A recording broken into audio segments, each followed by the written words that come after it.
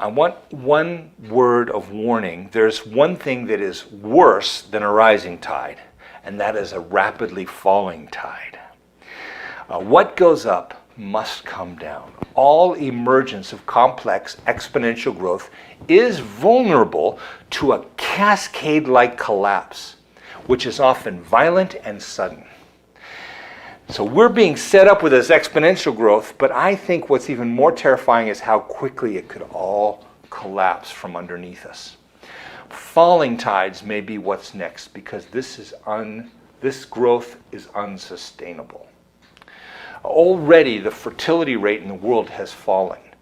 The rapid growth of the population is already starting to plateau. We're ever only one generation away from extinction. You know that, right?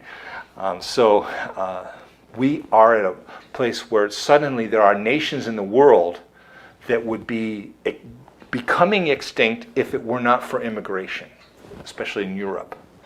Even in the United States, the reproductive rate is falling quickly. So we could see this rising tide suddenly collapse. Einstein was once asked what the weapons of World War III would look like. He answered, "I don't know, but I do know what the weapons of World War IV will be like. Sticks and stones." We are dangerously close to destroying ourselves with technology, and technological growth could also collapse. Unchecked financial greed will eventually cannibalize itself.